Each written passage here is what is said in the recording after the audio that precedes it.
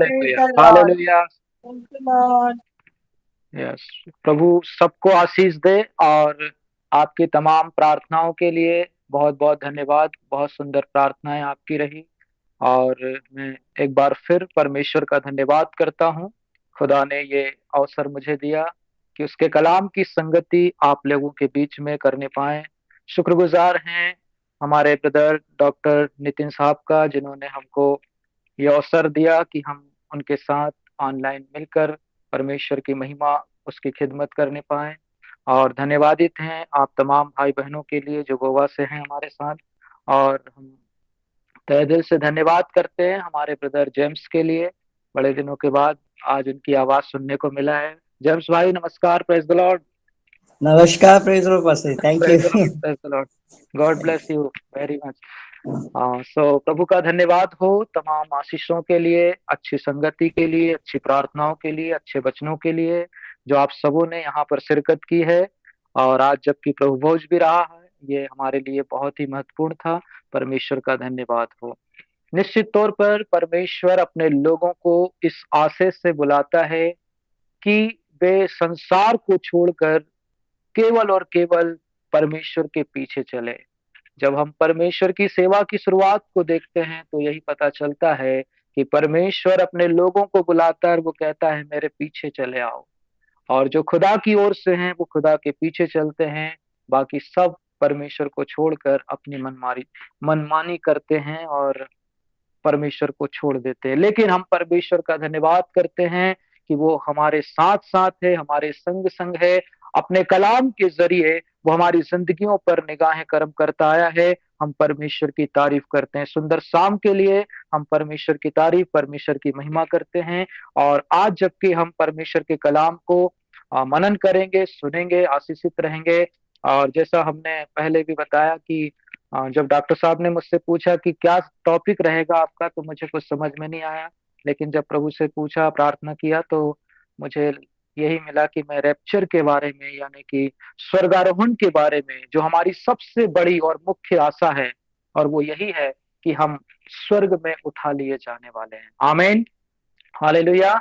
हम स्वर्ग में उठा लिए जाने Amen. वाले हैं और हमारा परमेश्वर आएगा और देर नहीं करेगा। बाइबल कहती है जो प्राण देने तक विश्वास योग्य रहेंगे वो जीवन के मुकुट को हासिल करेंगे। लेकिन जो मनमाना जीवन जिएंगे और खुदा को छोड़ देंगे वो दंड के अधिकारी हो जाएंगे, दंड के भोगने के लिए तैयार हो जाएंगे। क्योंकि बाइबल हमको सिखाती है हमारी सबसे बड़ी धन्य आशा क्या है। क्या ये कि हमने यीशु मसीह को पा लिया तो हमने संसार की तमाम चीजों को पा लिया, यानी एक जरिया हमने यीशु मसीह को बनाया है कि प्रभु ये दे, प्रभु वो दे, प्रभु ये दे? नहीं। हमारी सबसे बड़ी आशा जो है, जिस कारण से हम प्रभु पर विश्वास करते हैं, वो आशा है कि हमारा मसीहा आएगा और हमको जमीन से उठाकर सीधे अपने जन्नत में लेकर के जाएगा। और परमेश्वर इसी बात को हमको बार बार कहता है, ढांढस बांधो, ढांढस बांधो, मैंने संसार को जीत लिया है। आमीन। परमेश्वर ने संसार को जीता है और उसने हमको भी अपने प्यार में बुलाया है ताकि हम उसके लिए अलग किए जाएं, पवित्र किए जाएं। उसके लिए चुने गए हम परमेश्वर के लोग हैं। तो रेप्चर एक हमारी सबसे बड़ी मुख्य आशा है। एक पहले की बात बताता हूँ। जब मेरी शादी नहीं हुई थी तो मेरे लिए कोई रिश्ता लेकर के आया और उसने कहा कि अरे आप हमें पसंद हो तो एक काम करो, हम आपसे शादी कराएंगे। लेकिन उनको पता चला कि मैं प्रभु पर विश्वास करता हूँ, तो उन्होंने कहा कि अरे ये तो बहुत गड़बड़ है, आप एक काम करो, प्रभु यीशु मसीह को छोड़ दो और हम आपको सब कुछ देंगे, आपको नौकरी भी करने की जरूरत नहीं है। क्योंकि बहुत संपन्न परिवार था।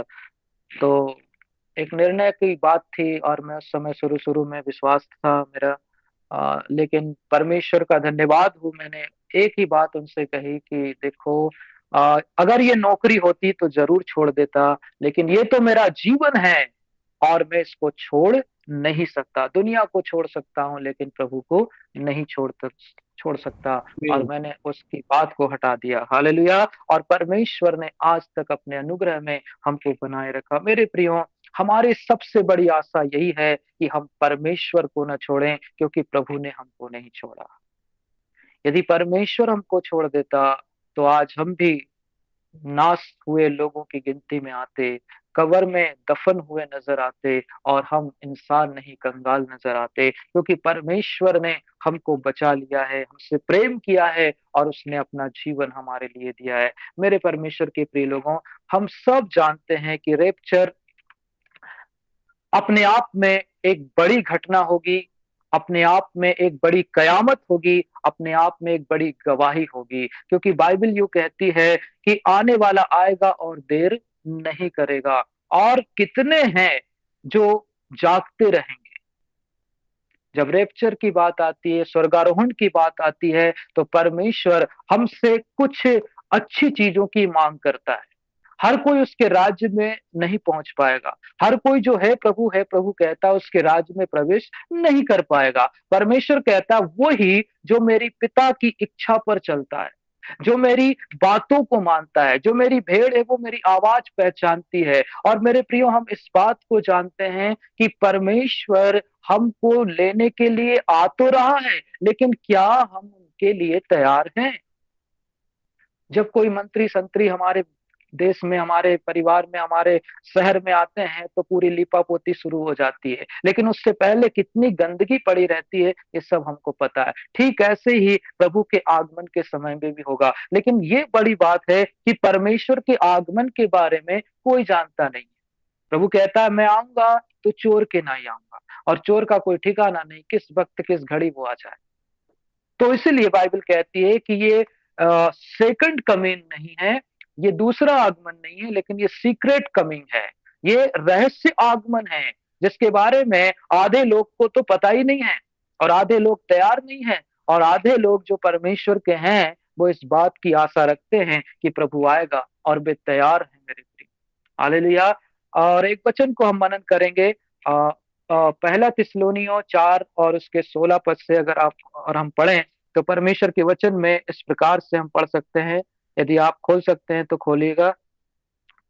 हालेलुया, स्तुति हो, थैंक यू फर्स्ट जीसस। थेस्सलुनियंस 4 अध्याय और 16 से 18 तक थोड़ा सा मनन करते हैं, जहां पर लिखा है कि परमेश्वर आप ही स्वर्ग से उतरेगा। उस समय ललकार और प्रधान दूत का शब्द सुनाई देगा, परमेश्वर की तुरही फूकी जाएंगी, और जो मसीह में मरे हैं वे पहले जी उठेंगे। और तब हम जो जीवित हैं और बचे रहेंगे, उनके साथ बादलों पर उठा लिए जाएंगे कि हवा में प्रभु से मिले, और इस रीति से हम सदा प्रभु के साथ रहेंगे।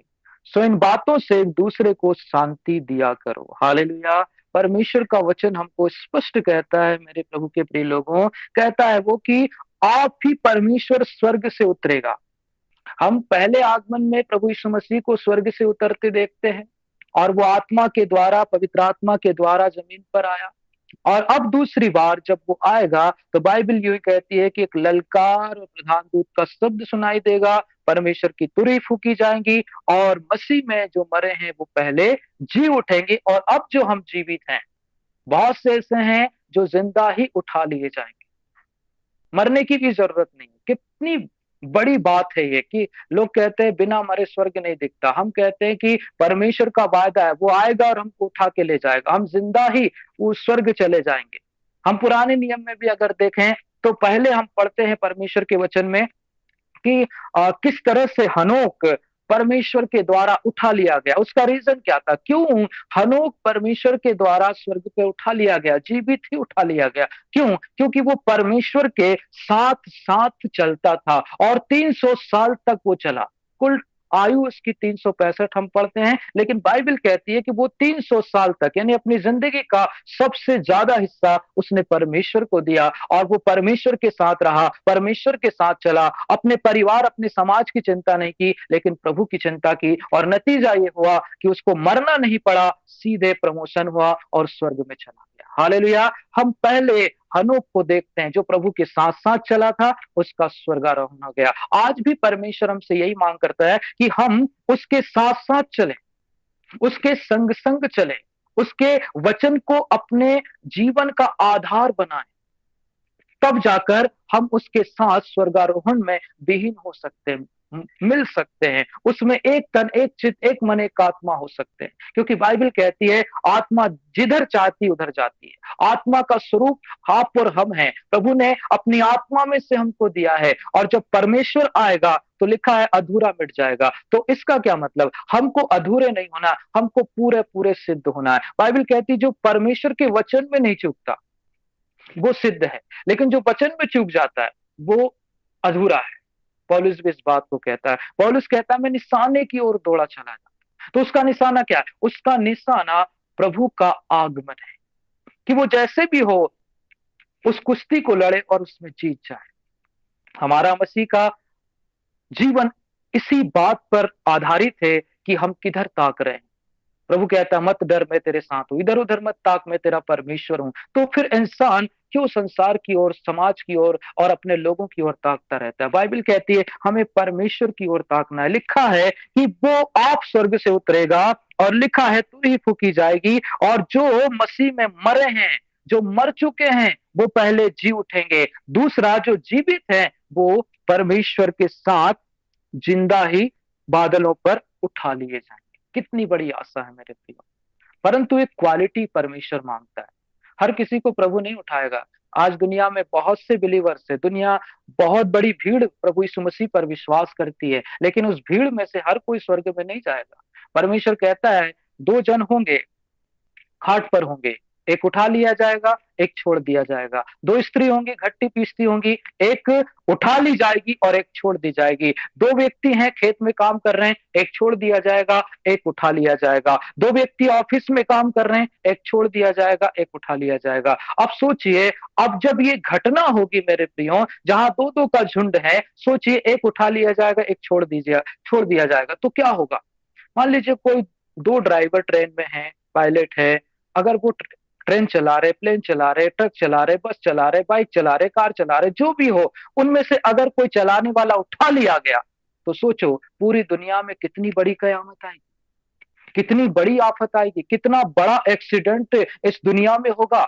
हजारों लाखों करोड़ों की संख्या में परमेश्वर हर देश से लोगों को उठा लेगा, और तब पूरी दुनिया में तबाही छा जाएगी, तब दुनिया हाहाकार हो जाएगी। तब लोग कहेंगे कहां गए इतने लोग? लोग सरकार पर चढ़ाई करेंगे, उनके ऊपर एक्शन लेंगे, और मीडिया तमाम लोगों के पास जा जाकर, कब्रिस्तानों में जाकर कहेगी अरे यहाँ की कब्र खुली है, यहाँ के कंगाल गायब है, आखिर सब गए का। और एक बहुत बड़ी विनाश लीला इस देश में शुरू हो जाएगी, जिसके बारे में हम बाइबल में पढ़ते हैं कि महाक्लेश के वो 7 साल आने वाले हैं मेरे प्रभु के लोगों। उस भयंकर 7 साल में जहां पर विनाश अपने चरम सीमा पर होगा, व्यभिचार परम सीमा पर होगा, और महंगाई चरम सीमा पर होगी, चारों तरफ त्राही त्राही और सब प्रकार की तबाही तबाही नजर आएगी। खूनी खेल खेला जाएगा, लोगों को देखते ही गोली मारने का आदेश सरकार देगी। ऐसे माहौल में, जबकि बाइबल कहती है कि ऐसी मुसीबत संसार के शुरुआत से अभी तक नहीं हुई,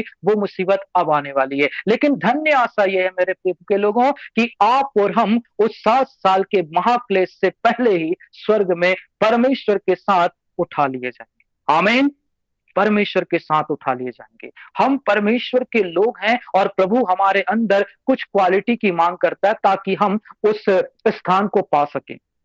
एक नाप प्रभु ने रखा है, और वो नाप क्या है? प्रभु कहता है मैं पवित्र हूं इसलिए तुम भी पवित्र बनो। मेरा मेरा आत्मा तुम में वास करता है, तुम्हारा शरीर पवित्र आत्मा का मंदिर है, और इसलिए तुम पवित्र बने रहो। आज दुनिया में लोग पवित्र नहीं बनते, लेकिन पवित्र बनने की कोशिश भी नहीं करते। दोनों ही चीजें हो रही है। बाइबल कहती है कि हमको अपने आप को परमेश्वर के हाथों में दे देना है, क्योंकि ये शरीर तो नाशवान है, लेकिन इसी शरीर के द्वारा हम उस मुकाम पर पहुंचेंगे जिसके लिए यीशु मसीह ने मेरे और आपके लिए खून बहाया, और फिर वो स्वर्ग से वापस आ रहा है मेरे प्रियो। तो बाइबल हमको बताती है कि हमको क्या करना है? पवित्र बनना है, पहली क्वालिटी। और उसके बाद जब हम पवित्र बन जाते हैं तो हमारे पाप परमेश्वर की ओर से क्षमा हो जाते हैं, और फिर हमको परमेश्वर के लिए एक काम और करना है। वो क्या? कि अपनी गवाही, हमारी जिंदगी से परमेश्वर की गवाही लोगों तक पहुंचाना है।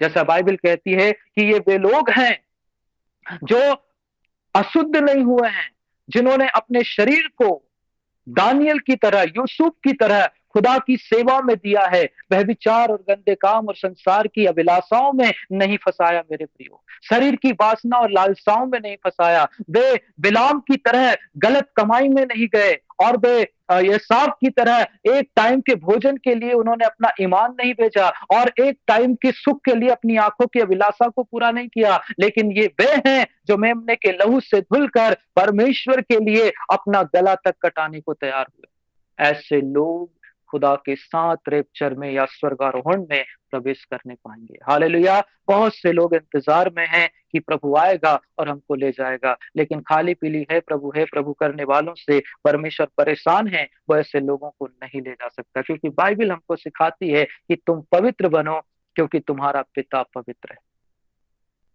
हालेलुया। जब गंदगी को आप और हम जैसे लोग बर्दाश्त नहीं कर पाते, जो संसार में रहते हैं और संसार की गंदगी में रहते हैं, जब कोई गरीब और बिल्कुल मैले कुचड़े कपड़े पहनकर बदबूदार व्यक्ति जब हमारे घर में आता है तो उसको हम बर्दाश्त नहीं कर पाते। कोई जानवर मर गया और वहां से हम गुजरते हैं तो पल भर के लिए उस बदबू को हम ग्रहण नहीं कर पाते। तो सोचो परमेश्वर कितना भला है, क्या वो हमारी गंदगी को स्वीकार करेगा? नहीं। बाइबल कहती है ऐसे लोग सड़ाहट के लिए हैं, और प्रभु कह रहा है कि आपको और मुझको प्रभु के लिए तैयार होना है, लेकिन कुछ क्वालिटी हमारे अंदर होनी चाहिए कि हम सबसे पहले अपने आप को पवित्र करें, अपने शरीर को मंदिर बनाएं। उस 5 और 10 कुंवारियों का दृष्टांत हमने देखा। प्रभु यीशु मसीह क्या कहते हैं कि वो उन 10 कुंवारियों का हवाला देता है और कहता है कि वो आने वाला है, दूल्हा आने वाला है। 10 कुंवारियां हैं, 10 को एक ही टाइम दिया गया है, 10 के पास वो सब कुछ है जो परमेश्वर उनको देना चाहता, दिया। उसने समय दिया, तेल दिया, मसाले दी, सब कुछ था। लेकिन बाइबल क्या कहती है कि एक्स्ट्रा ऑर्डिनरी वो लोग रहे जिन्होंने अपनी कुप्पियों में तेल भर लिया। इसका क्या मतलब है कि आपके हाथों में मसाल है, आपकी जवान में परमेश्वर का वचन है, लेकिन संसार में आपका शरीर लिप्त है और बुराइयों में फंसा हुआ है, गंदगी में फंसा है, व्यभिचार में फंसा है। आपका शरीर तो परमेश्वर का साथ नहीं देता, लेकिन आत्मा से आप वो कर रहे हैं जो परमेश्वर चाहता है। जैसा पौलुस भी अपनी दुखद बात को कहता है कि आत्मा से तो मैं उसकी व्यवस्था से प्रसन्न हूं, लेकिन भले काम मुझसे हो नहीं पाते। मेरे शरीर की अभिलाषा मेरी आत्मा की अभिलाषा के विरुद्ध है और मैं उसमें डूबता चला जाता हूं। एक्स्ट्रा ऑर्डिनरी वो होते हैं जो अपने शरीर को परमेश्वर के वचन के अनुसार ढालते हैं, चलाते हैं। वे यूसुफ की नाई, वे दानियल की नाई अशुद्ध नहीं होते, उनके समान पवित्र ठहरते हैं, वो औरों के समान गंदगी में नहीं जाते। यूसुफ और दानियल इतना पवित्र व्यक्ति थे कि ये परमेश्वर को प्रसन्न करने वाले थे मेरे प्रियो। और हमको ऐसे ही अपने आप को इस वर्तमान संसार में रखना है ताकि हम परमेश्वर की उस बड़ी आशीषों को अपने जीवन में रख छोड़ें। लिखा हुआ है कि हमारी धन्य आशा यही है कि हमारा प्रभु आने वाला, लेकिन कितना बुरा होगा कि यदि प्रभु आए और हम छूट जाएं। और एक बात और समझ लेनी है कि जब परमेश्वर आएगा रहस्य आगमन में या सीक्रेट कमिंग में या स्वर्गारोहण में, तो एक बात और होगी, पवित्र लोग तो उठा लिए जाएंगे, लेकिन बुरे और दुष्ट लोग छोड़ दिए जाएंगे, और उन्हीं के साथ पवित्र आत्मा पृथ्वी पर से उठा ली जाएगी। और वो पवित्र आत्मा ही आज हमको कायल करती है कि ये गलत है, वो गलत है, ऐसा मत करो, वैसा मत करो। परमेश्वर की आत्मा हमारी अगुवाई करती है, वो हमको संभालती है, कमजोरियों में ताकत देती है। अब जब प्रभु आ जाएगा तो वो आत्मा भी अपने साथ ले जाएगा। फिर संसार में पवित्र आत्मा नहीं होगी, केवल लोग होंगे, और फिर उनको कोई कायल और घायल करने वाला नहीं, कोई समझाने वाला, कोई गाइड करने वाला नहीं। लोग एक दूसरे को मार काट करेंगे और दया, धर्म, करुणा, प्रेम सब खत्म हो जाएगा। शांति की बातें होंगी परंतु शांति वास्तव में नहीं होगी, और लोग कठोर हो जाएंगे उस समय, ऐसे कठोर की कोई निर्दयता की कमी नहीं होगी। जैसा बाइबल कहती है कि जब सोमरोन में अकाल आया, स्त्रियां अपने बच्चों को पका के खा रही थी, वही दौर और उससे भी 10 गुना बड़ा दौर अभी दुनिया में आने वाला है। लेकिन धन्य आशा हमारी यही है मेरे प्रियो कि हम परमेश्वर के साथ उस राज्य में प्रवेश करेंगे। पहली बात, हनोक प्रभु के साथ साथ चला, मुझे और आपको भी प्रभु के साथ साथ चलना चाहिए। यदि हम पुराने नियम की और बात करें तो हम पाते हैं कि एलिया जो परमेश्वर के मार्ग पर था, खुदा के रास्ते पर था, खुदा की इच्छा में था, खुदा की योजना में था, उसने अपनी नहीं परमेश्वर की इच्छा को पूरा किया। और बाइबल कहती है कि वो एलिया भी जिंदा ही स्वर्ग में उठा लिया गया।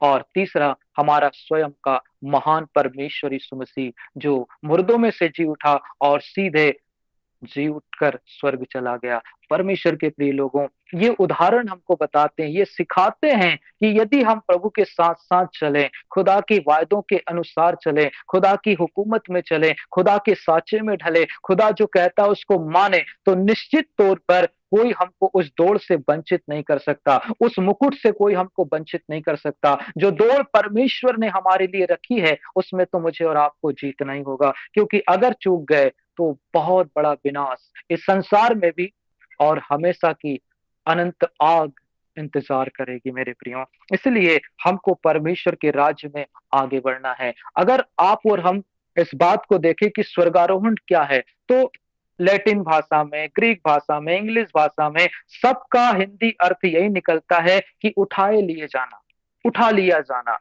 तो अब आप इस बात को समझ सकते हैं कि परमेश्वर आपको और मुझको कैसे उठाएगा, कैसे उठाएगा।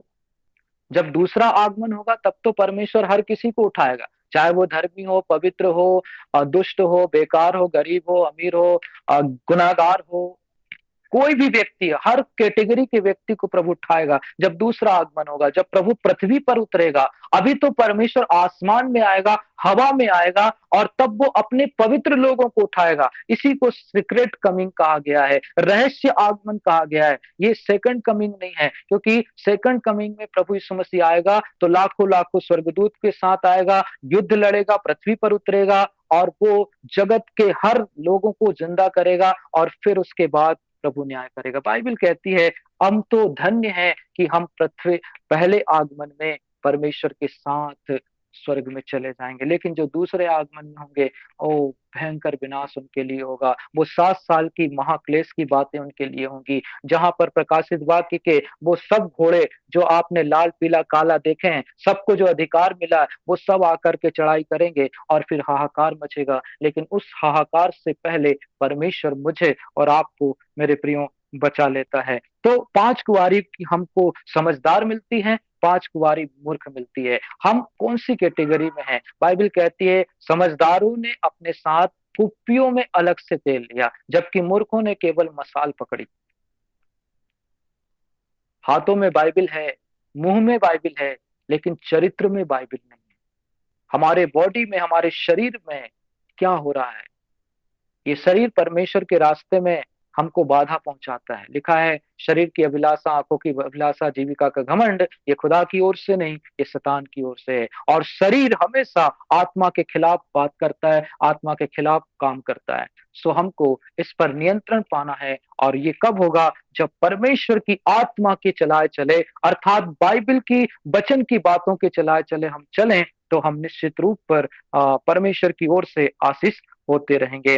बाइबल में हमको इस बात का जिक्र मिलता है मेरे प्रियो कि जब नूह के समय में खुदा जमीन पर एक आफत, एक विनाश लाने वाला था, तो परमेश्वर ने बचाने की कोशिश की लोगों को, लेकिन हुआ क्या? कोई भी बचने को तैयार नहीं हुआ, और सब उस बाढ़ में, उस भयंकर जल प्रलय में डूब कर मर गए। लेकिन उससे पहले कि जल प्रलय आए, परमेश्वर ने अपने पवित्र लोगों के बचाव का साधन कर लिया था। और परमेश्वर आपको और मुझसे ही कहता है कि तुम अपने बचने का उपाय खुद करो, तुम अपने बचने का खुद नाव बनाओ, अपने बचने के लिए खुद तैयारी करो। और जैसे नूह ने अपने बचने के लिए खुद तैयारी की, खुद मेहनत की, परमेश्वर की आज्ञा को माना, जब सारी दुनिया दुनिया के मायावी काम में लगे हुए थे, नूह परमेश्वर के काम में लगा हुआ था। आप और हम भी परमेश्वर के काम में लगे हुए मेरे प्रियो। और जब परमेश्वर आएगा तो हम बचाए जाएंगे। कब? उस विपत्ति के आने से पहले, उस भयंकर मौत से परमेश्वर अपने लोगों को बचाएगा मेरे प्रियो। जैसे नूह को परमेश्वर ने उस विपत्ति से बचा लिया। क्यों बचा लिया? क्योंकि उसने परमेश्वर की आज्ञा का पालन किया। और परमेश्वर यही कहता है, जैसे नूह ने प्रभु की आज्ञा का पालन किया, यदि आप और हम भी परमेश्वर की आज्ञा का पालन करेंगे, विनाश तो आएगा। लिखा हुआ ऐसी आफत आएगी जिसका वर्णन उत्पत्ति से लेके अभी तक जो किया गया है उससे भयानक चीजें जो अभी तक हुई नहीं वो आने वाली है। तो क्या लिखा है? बाइबल में लिखा है कि परमेश्वर आपको और मुझको उस भयानक विपत्ति से बचाएगा। लिखा है संकट के समय अति सहज से मिलने वाला परमेश्वर तेरा है। लेकिन मिलेगा कब? जब हम उसकी इच्छाओं को अपनी जिंदगियों में पूरा करेंगे। तो बाइबल हमको बताती है कि जैसे नूह को प्रभु ने उस विनाश से बचा लिया आज्ञाकारिता के कारण, वैसे हम भी आज संसार की उस भयंकर महाक्लेश की अवस्थाओं से बचाए जाएंगे केवल और केवल आज्ञाकारिता के कारण, उसके वचन को मानने के कारण, अपने आप को पवित्र बनाए रखने के कारण, उसकी क्रूस की कथा और उसके ज्ञान की सुगंध का प्रचार करने के कारण हम बचाए जाएंगे। परमेश्वर के प्रिय लोगों, जैसे परमेश्वर ने नूह को बचा लिया उसी तरह वो मुझे भी बचाएगा। और अगर आप हम बाइबल की और भी बातों को पढ़े तो हम पाते हैं मेरे प्रियो कि लूत को परमेश्वर ने सदोम से निकाला। आप और हम जानते हैं कि लूत एक धर्मी व्यक्ति था, परंतु गलत लोगों के साथ निवास करता था। और बाइबल कहती है कि वो धर्मी को कभी गिरने और टलने और नाश और सड़ने नहीं देगा। और परमेश्वर ने यही किया। जब तक लूत को खुदा ने सदोम से नहीं निकाला, तब तक सदोम को उसने बर्बाद नहीं किया। क्यों? क्योंकि कहीं न कहीं लूत भी परमेश्वर की आज्ञा का अनुसरण करता था और लोगों के बुरे चाल-चलन से दुखी था और परमेश्वर का इंतज़ार करता था। और यही कारण था कि विपत्ति आने से पहले नूह को परमेश्वर ने उस आग से बचाया और उसको निकाला और उस देश को सत्यानाश कर दिया। ये सारे उदाहरण इस बात के प्रमाण देते हैं मेरे प्रियो कि परमेश्वर जस्ट लाइक वही करने वाला है जैसे ने उसने नूह के ज़माने में किया, जैसे उसने लूत के ज़माने में किया, जैसे कि उसने कई लोगों के ज़माने में ये काम किए हैं। धार्मिकता, पवित्रता, खराई, वफ़ादारी आपको खुदा के नज़दीक लेके जाती है, जन्नत तक पहुँचाती है, जबकि बेवफ़ाई, गुनाहगारी और अनाज्ञाकारिता आपको गर्त में ले जाती है और दंड की ओर ले जाती है और नरक की ओर ले जाती है, अनंत आग की ओर ले जाती है। तो फैसला मुझे और आपको करना है कि परमेश्वर की आज्ञा के अनुसार हमें चलना है या फिर अपनी मर्जी, अपनी इच्छा के अनुसार चलना है। क्योंकि लिखा है आत्मा तो तैयार है परंतु शरीर कमज़ोर है और हमें आत्मा के अनुसार ही चलना चाहिए। प्रभु यीशु मसीह ने कहा है कि जहाँ लोथ है वहीं पर गिद्ध इकट्ठे होंगे। इसका क्या आशय लगाया जाए? मेरे प्रियो, जब हम गिद्धों को देखते हैं तो पाते हैं कि गिद्ध जो होते हैं ऐसे तो दिखते नहीं, लेकिन अगर कोई जानवर जंगल में मर जाता है तो हम देख सकते हैं कि हजारों सैकड़ों गिद्ध न जाने कहां से वो आकर उस लोथ पर बैठ जाते हैं। परमेश्वर ने ऐसी बातें क्यों कही? बाइबल ये कहती है कि जहां लाश है, जहां पर लोथ है, वहां पर गिद्ध इकट्ठे होंगे। मतलब यही है कि हमारा प्रभु यीशु मसीह जीवन की रोटी है और वो हमको अपने पास बुलाता है और लिखा है कि जीवन की रोटी मैं हूं, जो मुझे खाता है वो अनंत काल के लिए फिर कभी भूखा नहीं होगा। और हम आत्मा में एक हैं, जहां हमारा प्रभु है वहां हम रहेंगे। यूहन्ना 14 में हम पढ़ते हैं, लिखता है वो कि मेरे पिता के घर में बहुत से स्थान है, नहीं होते तो कह देता, देखो मैं जाता हूं ताकि तुम्हारे लिए जगह तैयार करूं और फिर आऊं ताकि तुमको ले जाऊं, जहां मैं हूं वहां तुम भी रहो। ऐसा परमेश्वर का फरमान है। तो मेरे परमेश्वर के प्रिय लोगों, हमको परमेश्वर बताना चाहता है कि हम आत्मा में उसके साथ एक हैं। पवित्र आत्मा हमारी अगुवाई करता है। आज पवित्र आत्मा का युग है। लिखा है कि तूने उस अनुग्रह के समय को ठुकरा दिया है, लेकिन धन्य है वे जो आज उसके अनुग्रह के समय को अपने अपने जीवनों में लेते हैं और पश्चाताप करते हैं, रोते हैं, तड़पते हैं प्रभु के लिए। जैसा दाऊद कहता है कि मेरी रूह खुदा की प्यासी है, मेरी आत्मा उसके लिए तड़पती है, मैं अपनी आंखों से अपने उद्धारकर्ता को देखूंगा। और जैसा अय्यूब कहता है कि मुझे तो निश्चय है कि अंत में मैं खुदा को, उसकी भलाई को अपनी आंखों से देखूंगा। हाँ मेरे परमेश्वर के प्रिय लोगों, मुझे और आपको परमेश्वर क्या कहता है? यही कि हमें उसके राज्य में आगे बढ़ते चले जाना है। क्योंकि लिखा हुआ है परमेश्वर छोड़ नहीं सकता, वो अपने लोगों को पकड़ कर रखता है, लेकिन उसके लोग ही प्रभु को छोड़ देते हैं। जब हमारी आंखें संसार की ओर लग जाती है तो फिर लिखा है कि जहां नजर हटी वहां दुर्घटना घटी। तो हमें सियोन की ओर, पर्वतों की ओर, प्रभु की ओर देखते रहना चाहिए। तो हमको इस बात को समझना है कि रैप्चर यानी कि स्वर्गारोहण चोर के समान होगा। इसका कोई अता पता नहीं, परमेश्वर कब आ जाएगा। शायद वो अभी प्रचार करते करते आ जाए, या साल भर बाद आए, 2 साल बाद या 3 साल बाद, या जब भी आए, प्रभु को महिमा मिले। हम नहीं जानते, चोर के समान वो आएगा। इसके लिए मुझे और आपको तैयार होना, और तैयार कैसे? पवित्रता और खराई के साथ हमको प्रभु के लिए तैयार होना है। और जो दूसरा आगमन के बारे में जो लोग कहते हैं वो ये है कि दूसरा आगमन जो है वो एक तरह से प्रकटीकरण होगा, पूरी दुनिया के लिए वो होगा।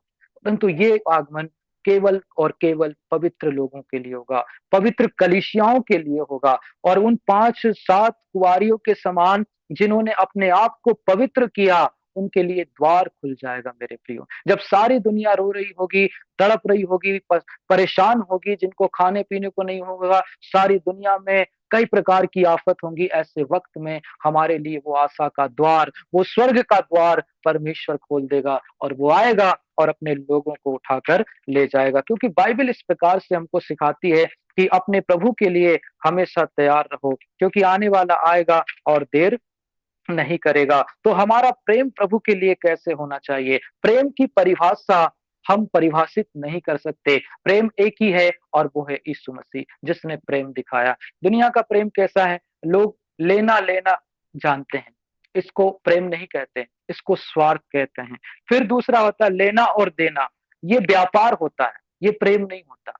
हाँ, मैंने कुछ दिया तो आपने कुछ दिया, तो इस तरह से लेना-देना जो हो गया, वो एक व्यापार हो गया, वो प्रेम कहाँ है? लेकिन प्रेम जो होता है, वो केवल देता है और सिर्फ़ देता है। और इसीलिए हमने प्रभु के दास ने ये वचन पढ़ा था यूहन्ना 3:16 में कि परमेश्वर ने जगत से ऐसा प्रेम किया कि उसने अपना इकलौता पुत्र दे दिया। अब पुत्र ने मुझसे और आपसे क्या माँगा? कुछ भी नहीं, वो सिर्फ़ ये चाहता है कि तुम पवित्र बनो, क्योंकि तुम्हारा पिता पवित्र है। और इसलिए मुझे और आपको, मेरे प्रभु के प्रिय लोगों, और अधिक खराई के साथ खुदा के साथ-साथ आगे बढ़ना है, उसमें जड़ पकड़ते जाना है, क्योंकि स्वर्गारोहण तो होगा। मेरे पास बहुत से रेफ़रेंस है, लेकिन मैं अभी एक-एक करके आपको नहीं पढ़ा सकता, टाइम बहुत हो जाएगा। अगर आप लिखना चाहें तो लिख सकते हैं, मैं आपको ऐसे ही बता देता हूँ। प्रकाशित वाक्य 14:1 को, और कुरिन्थी 15:52 को, और लूका 17:34 को, थिस्सलुनीयों 4:16 से आप पढ़ सकते हैं, मत्ती 24:30-31 पढ़ सकते हैं। और कई प्रकार के रेफ़रेंस है, और अब मैं उसमें ज़्यादा डिटेल में जाना नहीं चाहता, क्योंकि टाइम ज़्यादा हो चुका है। तो मुझे और आपको क्या करना है? सिर्फ़ इस बात की पैरवी करनी है कि कहीं मेरे कदम लड़खड़ा ना जाएँ, मेरी आँखें खुदा से हटकर कहीं और लग ना जाएँ। मुझे जीना-मरना प्रभु के साथ है, मुझे संसार की साथ नहीं चलना। जैसा हम गीत भी गाते हैं कि जब से प्यारा यीशु आया, मेरा जीवन बदल गया। तो हमारा प्रभु जब आता है, तो वो जीवन को बदलता है, और हमारे मन को बदलता है, हमारी आत्मा को बदलता है, हमारे शरीर को बदलता है, हमारे ख़्यालों को बदलता है। और इसलिए प्रभु ने जो प्रेम हमको दिया है, वो क्या ही सुंदर है मेरे प्रभु के प्रिय लोगों। आप जब मरुस्थल की मकड़ी को देखते हैं, तो मरुस्थल की मकड़ी क्या करती है? जब उसके बच्चों के लिए खाना नहीं मिलता, तो वो मकड़ी अपने आप को मार देती है। क्यों मार देती है? ताकि उसके मांस से उसके बच्चे खाकर उसको जीवित रहे। इसी तरह से मेरे प्रियो, परमेश्वर ने, यीशु मसीह ने मेरे और आपको जीवन देने के लिए, मेरे और आपको बचाने के लिए, मेरे और आपको उस भयंकर दंड की ज्वाला से बचाने के लिए, उस 7 साल के भयंकर महाक्लेश से बचाने के लिए, संसार की आफत से बचाने के लिए, परमेश्वर ने अपने शरीर को मेरे और आपके लिए तोड़ दिया। ताकि हम उसके मांस और लहू को खाकर जीवित रहें और उसमें पवित्र बने रहें, ताकि आने वाले समय में हम परमेश्वर की योजनाओं और इच्छाओं को पूरा कर सकें। मेरे परमेश्वर के प्रिय लोगों, मुझे और आपको एक बात सीखनी है, और वो बात ये है कि हमारा यीशु मसीह पहला फल है। एक वचन और पढ़ेंगे और उसके बाद हम खत्म करेंगे।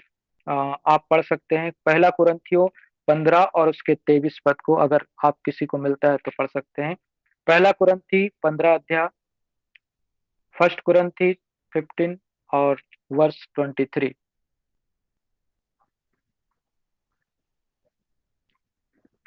हालेलुया, स्तुति हो, तारीफ हो, जय जयकार, धन्यवाद, थैंक यू जीसस।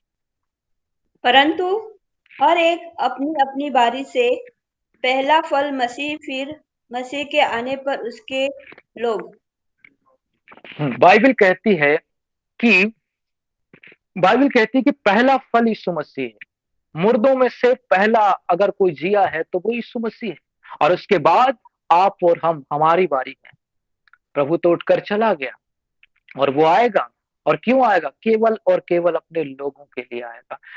मैं कहता हूं रहस्य भेद भेद यह है कि प्रभु गुप्त रीति से अपने पवित्र लोगों के लिए लेने के लिए आ रहा है स्वर्ग से, लेकिन जब दूसरी बार आएगा तो लाखों लाखों स्वर्गदूतों के साथ आएगा और जगत की छोर से अपने लोगों को इकट्ठा करेगा कि जितने मुर्दे मर गए हैं, चाहे वो जमीन पर हो, चाहे वो आसमान पर हो, चाहे वो समंदर के अंदर हो, चाहे जमीन के अंदर, कहीं पर भी हो, सबको प्रभु मुर्दों में से जिंदा करेगा और सबको अपना अपना प्रतिफल देगा, जिसने अच्छे काम किए उसके, और जिसने बुरे काम किए उसको भी।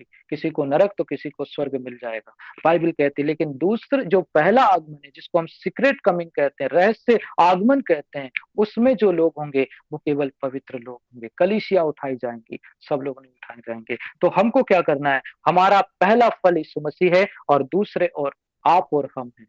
तो मुझे और आपकी तैयारी कैसी करनी?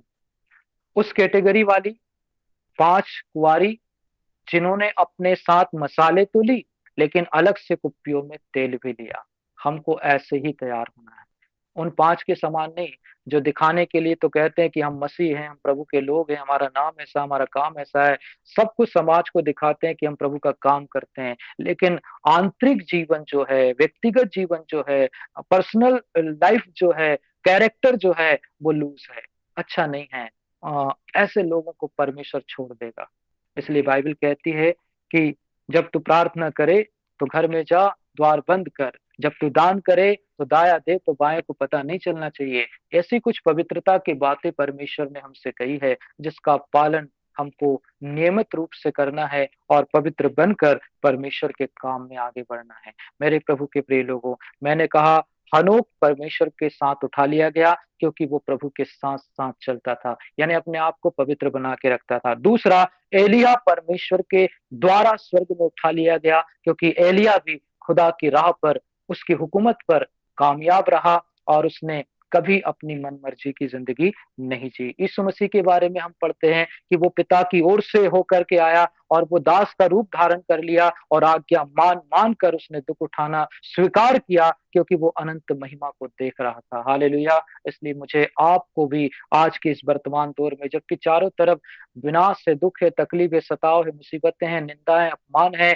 लेकिन ऐसे वक्त में हमको प्रभु की ओर देखना है क्योंकि वो समय निकट आ गया। जैसे पुराने नियम में अंजीर का पेड़ इज़राइल को दर्शाता था, और बाइबल ये कहती है कि जैसे अंजीर का पेड़ था वैसे इज़राइल लोग थे, और बाइबल हमको बताती है कि अंजीर का पेड़ इज़राइल को दिखाता है, और ठीक वैसे ही मेमना यीशु मसीह को दिखाता था, और हनोक का जो जीवन है वो स्वर्गारोहण को दिखाता है। तो मुझे और आपको इन तीनों चीजों को देखना है। अंजीर का पेड़ देख लो, इज़राइल को देख लो, और हनोक को देख लो, और हमारे प्रभु यीशु मसीह को देख लो। इनकी ओर देखते रहिए, चलते रहिए, बढ़ते रहिए, क्योंकि परमेश्वर पवित्र लोगों के लिए आ रहा है, दुष्टों के लिए नहीं। दूसरी बार सेकंड कमिंग जब आएगा तो सबके लिए आएगा, लेकिन उस समय हाहाकार होगा। लेकिन उस बड़े विनाश से बेहतर है हम अभी अपनी तैयारी करें, ताकि जब प्रभु आए तो लिखा है कि जो रेप्चर होगा वो चोर के समान होगा, यानी कि उसका कोई फिक्स टाइम नहीं। लेकिन उसमें अगर हम शामिल हो जाते हैं, पहले पुनरुत्थान में शामिल हो जाते हैं, तो ये बहुत बड़ी धन्य आशा है, एक बहुत बड़ी होप है हमारे लिए, क्योंकि हम दंड से बचाए जाएंगे। लेकिन अगर इससे चूक जाते हैं तो केवल और केवल मौत और बेपनाह तकलीफ होगी, जहां पर बाइबल कहती है कि जिसके सांप और बिच्छू और कीड़े मरते नहीं, और 4000 डिग्री सेंटीग्रेड से ज्यादा का तापमान उस नरक में प्रभु वहां डाल देगा। सो उन सब से बचने के लिए हमको आज परमेश्वर के वचन के अनुसार उन 5 पवित्र कुंवारियों की नाई अपने आप को तैयार करना होगा, जिन्होंने न केवल मसाले ली, लेकिन मसाल के साथ साथ एक्स्ट्रा तेल अपनी कुप्पियों में रखा, मतलब अपने शरीर को पवित्र बनाया। लोग आत्मा से तो प्रभु का धन्यवाद करते हैं, लेकिन शरीर को बर्बाद कर लेते हैं। और लिखा है आत्मा और शरीर दोनों परमेश्वर चाहता है, इसे हमें पवित्र बनाना है, क्योंकि प्रभु हमको फिर से एक नया शरीर देगा, इस शरीर को अगर पवित्र बनाएंगे तो फिर हमको महिमामय शरीर प्रभु प्रदान करेगा। परमेश्वर पिता इस सुंदर कलाम पर हम सबों को आशीष दे, और मेरी प्रार्थना है परमेश्वर आप सबों को बेहतरीन आशीषों से, बेशुमार आशीषों से बढ़ाता जाए, और आप न केवल आत्मा से प्रसन्न रहो लेकिन अपने शरीर में भी परमेश्वर की खिदमत करते रहो, अपने शरीर को पवित्र बनाए रखो, क्योंकि इसी शरीर से हमको प्रभु के पास फिर जाना है। हालेलुया। परमेश्वर पिता इस वचन पर हमें आशीष दे। आप सबों को धन्यवाद, और डॉक्टर साहब को भी धन्यवाद तमाम बातों के लिए, प्रार्थनाओं के लिए। परमेश्वर आप सबों को बड़ी बरकत और आशीष प्रदान करें। मेरे लिए भी प्रार्थना करें, मेरे परिवार के लिए प्रार्थना करें कि परमेश्वर की सेवा बहुत प्रयास से हम करने पाए। आमीन। Thank you. जय मसीह।